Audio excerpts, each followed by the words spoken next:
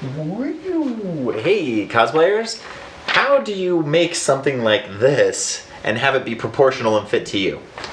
In today's video we're going to talk about some tips and tricks and some little secrets that I've accumulated over time to be able to create proportions and get the measurements just right so that your cosplay can look spot on. If you're excited about this, comment with the word spot on in the comments below. Make sure to subscribe, and if you haven't already, subscribe and hit that bell notification and select all so you get notified of all of these cosplay quick tip clips that come out every weekday so that you can stay on the top of your game and cosplay like a boss. With that, let's go ahead and dive in, and I'm going to show you some tricks that I've developed and learned on being able to get your proportions just right in your cosplay builds. So something we already talked about previously in a previous video was silhouetting and the silhouetting technique. And doing that is to kind of simplify and really focus on getting the base of your piece that you're working with to have that same shape. Just focusing on the silhouette and not getting distracted by the details. In a later video, we're going to talk about how to add layers and how to do those details. In this video, I want to focus on how do we make this proportional to us, right? Let's say, maybe you're 5 foot something, or maybe you're 7 feet something. How do we kind of scale these, or figure out related to us, how do we get that piece to look similar, or to kind of go from one similar point to similar point on us and our bodies as we're making this? Because in my experience, when you see a cosplay that looks very spot on, even if they don't necessarily have all the details perfect, you just you look at it like, that looks great. And it's because they've done this silhouetting, they've got that exact shape, so that your mind just sees that outline and recognizes it. And then they've also gotten the proportions right, so that there's not something that seems like way too big in one spot and then smaller in the other. So with that, let's go ahead and I'll show you a couple tricks that you can use. So let's say, for example, one that I really like, and these are some that I learned from my high school art teacher. Shout out to my high school art teacher for teaching me some awesome tricks. Mr. Finch, if you're out there, this one's for you. But let's see. So where did my ruler go? So one trick that I like to use is, let's say we want to kind of get an idea. So there will be a couple different ways, a couple different things that we can use to figure out how long should we make this bracer piece, right? So one thing we can do that I like to use is you can actually measure the width of the person's eye, and you can do this as easily as owning a pencil. Yes, my pencil. Hold on, I gotta grab this real quick.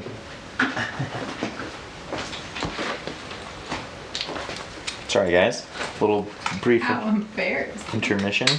I have all my pens, pencils, markers, and everything in this. All right, there we go. Okay. So one cool thing that you can do if you don't have a ruler is you can actually use your pencil lead, and you can kind of put your pencil lead out to the width. So you measure the person's eye. And this works, of course, in scenarios where you have an actual humanoid, relatively proportioned shaped person. If it's an anime character or something like that has a lot bigger eyes than what would be normal on a face, then you'd want to try to figure out a different thing to measure. But you come in here, you measure the width of their eye, okay? And then you can come over here, and on this bracer you can say, okay, that's 1 eye width, 2 eye widths, 3 eye widths, 4 eye widths, and maybe another half eye width, right? Then you simply take your eye widths like this, and then you go, okay, so that starts right above her wrist. So we go 1 eye width, 2 eye widths, 3 eye widths, 4 eye widths. What did I say? Another half? Yeah. Half an eye width right there. So you can say that, okay, the bracer's going to be about that long on me, and it would fit proportionally. So that's one way to do it. You can kind of just use that as a scale to take it from the small picture paper and then guesstimate roughly the size. Now it's not going to always work or always be perfect, and so there's some other things that you can use to check as well. So for example, on her forearm here, the other thing we can do is we can say, okay, from a distinguishable point with her hand bent like that, right? Where her thumb meets her wrist. We can measure from her wrist to her elbow, right? And that's like 1 1/4 inches. And then we can measure now how long is the vambrace on that. 1 1/8 inch. So then you kind of just figure out the proportions. Okay, so how much of that full length of from her right here to right here, what's the percentage of that took up that space, right? Sometimes you might have something like if it's a little armband thing, you might be able to look at it and say, hey, that's about half. That takes about half of that space up right there. In this case, it's going to be a lot more. And so you can kind of just do the proportional math, like, okay, if this is this much of this, then I need to figure out what my arm length is and figure out what percentage of that is proportionate. So you can be able to figure that out. And then let me pull out this other picture and we'll be right back with some more tips. Okay, so I got this picture up, and in this case, right, we can't see the person's eyes, so that's obviously not a technique that we can necessarily use in this case. So what I would probably do is I would then look at their hand, you know, something else that, because she is like humanoid, we can look and see, okay, well, what's the length of from, you know, where her thumb meets the wrist to right there, right? And then I can take that and then I can use that and kind of create a proportional thing of say like, okay, well, and then how long is this vambrace, right? And I can go like, okay, 1 thumb length, 2 thumb lengths. Would you say that you need to mark it? I mean, it doesn't seem like you're just kind of like 1, 2. Yeah, so I mean, obviously, if you wanted to, you could be a little bit more precise about it and actually pull out a little ruler here. These clear rulers work really great because you can see what's underneath, and you could be like, okay, from right there to right there, that's going to be 3/8 of an inch, and then you can just kind of use that as your scale to then say, okay, well, on my hand, that same measurement is going to be like 4.5 inches, right? So we could do like 3/8 equals 4.5 inches, kind of thing. You can just kind of use that to create your scale and use it for a bunch of different things. And like I said, this doesn't always work perfectly. You know, use your best judgment. Use that to kind of get a good idea of where you're going to with that piece, and then from there, then you'd want to be able to adjust it. Say, I feel like that looks just a little long. Maybe I cut it down a little bit. And I know it involves some math, and maybe we'll look at trying to create another calculator on our website that will help with some of those proportion calculations.